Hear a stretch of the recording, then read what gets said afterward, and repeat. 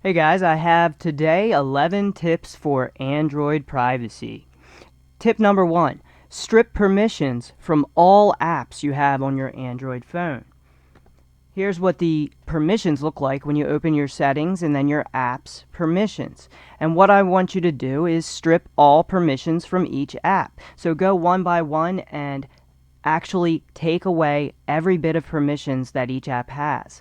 And many times when an app is installed, it'll add extra permissions it doesn't need. But this way, what you're doing is you're taking away all permissions. Then when you open the app that you choose to use, it will ask for the permissions it truly needs or wants.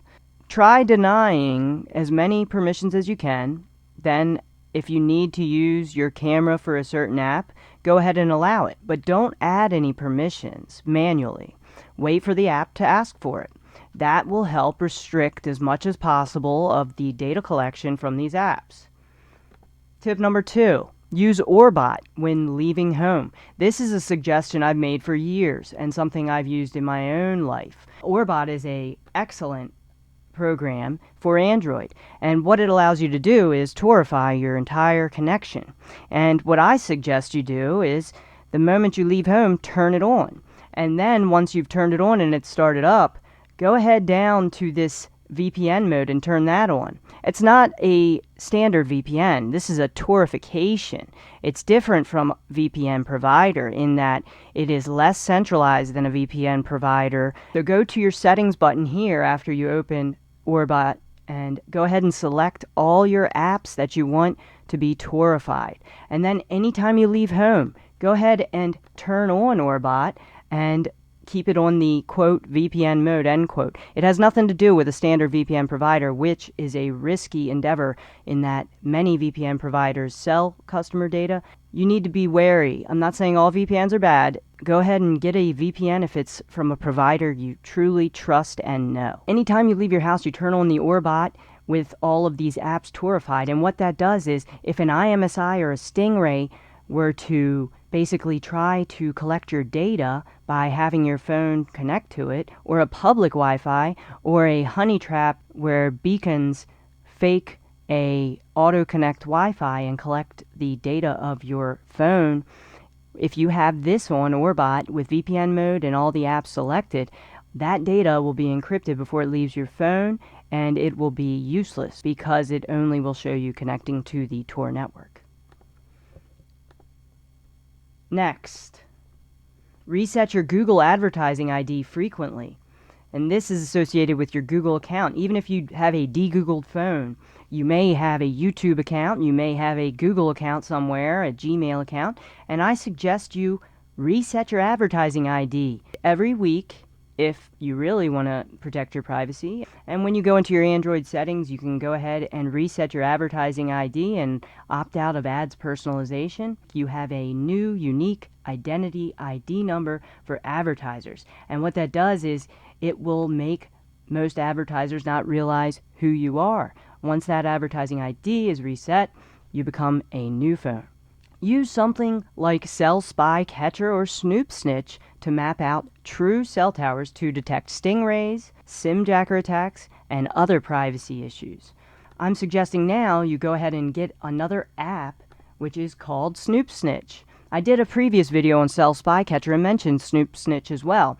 Snoop Snitch is even more advanced in that it catches extra attacks, including certain SIM jacker attacks. So that's a really nice app for you to have on your Android. I highly suggest no matter what kind of Android you have, get Snoop Snitch. And you can find that on the Play Store and other stores as well. You don't necessarily need to have a Google phone. And what that does is it'll map out all of the stingrays or IMSI catchers. How it detects them is it maps out the true cell towers. Then when it detects your phone trying to attach to a cell tower that wasn't mapped out on the permanent list of cell towers, it then warns you and allows you to prevent that cellular connection.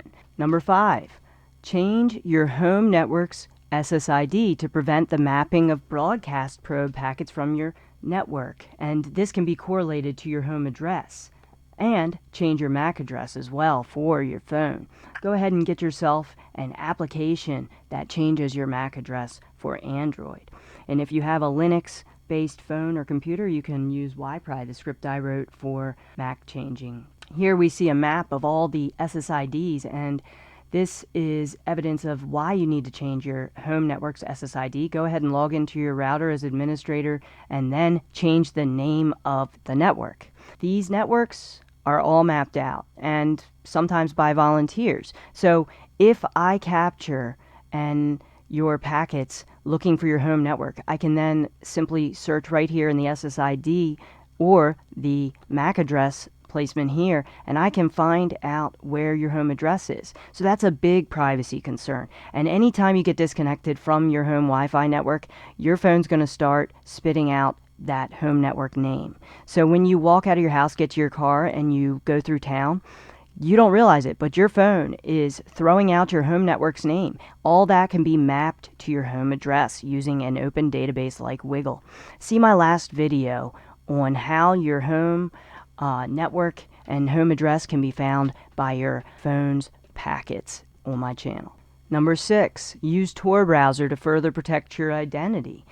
Tor Browser has amnesic properties, and it disables dangerous privacy attacks on your browser protocols. It's important to use Tor, but it's also important to use Tor Browser for your browsing, because Tor Browser has all the extra things needed to make you blend in better. For example, the user agent is the same on all the Tor browsers, and it will help you blend in as a Windows device and a very common device, but also give you that exit node IP address that has nothing to do with your real IP address or ISP. Tor is superior to VPN, and I highly suggest using Tor for things that you need to truly protect your identity. Of course, if you find a reputable VPN provider, I say go for it. It can help protect your IP address from some websites that may have banned Tor. Number 7, compartmentalize. Use data collection to your advantage. Create disinformation and misdirection campaigns, including fake name personas, false interests that empower your identities. Isolate application running. A virtual machine and sandboxing, those techniques can help you with your applications and to put them in a box where they can't execute code outside of that box, and that helps protect you as well. When you open something you got in an email and you're not too sure of, don't open it without using something like sandboxing or virtual machine. And to use the data collection to your advantage, if you say are running multiple operating systems and each one may have a different persona or identity for different topics of interest of yours, and you want to compartmentalize those different topics of interest. Compartmentalization, that's a big part of privacy. There is a constant battle between those seeking privacy and those seeking to destroy your privacy, and that's going to continue. Number 8, remove metadata and GPS EXIF data tags from your camera settings. A lot of people don't know this, but when you take pictures, your camera can attach the location. Of course, if you want to protect your location when you're uploading pictures or videos, be sure to go into your location permission settings, deny it to your camera on your Android. Number 9 is use a browser instead of apps whenever it's possible. I suggest using a browser instead of the apps. Now, they always suggest you download the app, but what they don't tell you is the apps usually are the ones that request all the properties. They request access to your text messages like Facebook Messenger and all of the other things such as location, microphone. All that can be used, tracking. In fact, with your microphone on number 10, we talk about turning off your location, your microphone, and Bluetooth. This goes back to strip the permissions from all the apps. But I wanted to talk a moment more about the fact that Bluetooth, just like your MAC address for Wi-Fi, can be used in triangulation. See my previous videos on Wi-Fi MAC address triangulation and using signal strength in my previous video. Now, the Bluetooth MAC address can be used in a similar fashion. You can also use trilateration and multiple nodes to triangulate where those devices are pulsing off the Bluetooth packets. And from there you can track a location, and the Bluetooth MAC address that is static is easy to track around. So when you're not using Bluetooth, turn Bluetooth off so you can avoid a lot of tracking. Turn off your microphone is listed here as well. And why do I list turn off your microphone? Well, there's advanced tracking such as ultrasonic tracking. And people don't know this because they can't hear it. But it's using sound that is something the human ear cannot hear.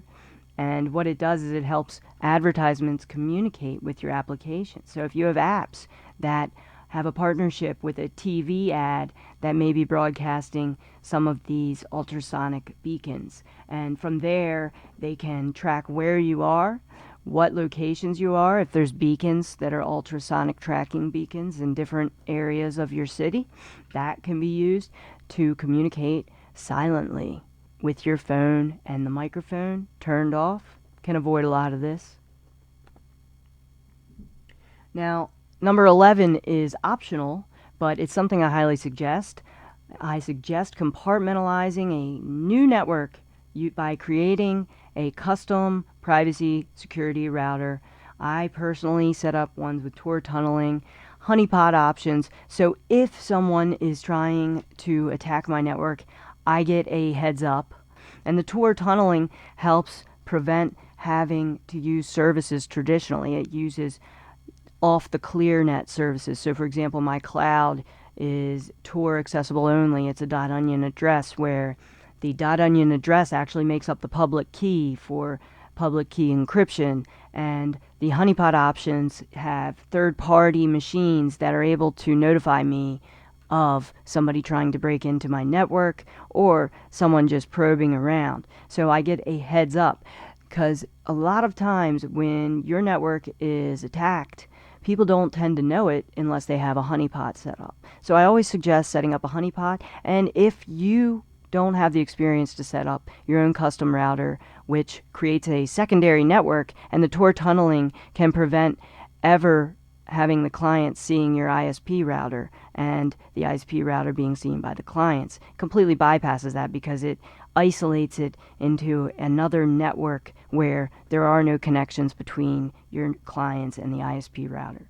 So if that's something you're concerned about, 2017 in the USA, ISPs can now sell internet and network data without explicit consent. So if you're interested in one of those, you can send me an email at write2privacy@tunoto.com, or you can check out the buymeacoffee.com/politictech if you want to support this channel that way. I welcome, help getting SD cards and small hardware stuff. And if you're interested in consultations, I also do that as well now. Really, what I appreciate most, and what I always say is I appreciate most people who share, like, and help me get these videos and this channel out there. So like, share, subscribe, and don't forget to hit the bell notification. And I'll be back later. I hope these tips were helpful for Android users, as that was what I've had several requests on. And I kind of feel bad I haven't got to it till now, but I hope you appreciate this list. It should definitely be a great list for you to start with. And if you need any help, leave a comment in the comments section below. And that's what I got today, guys. So I'll be back later with more on how you can protect your privacy.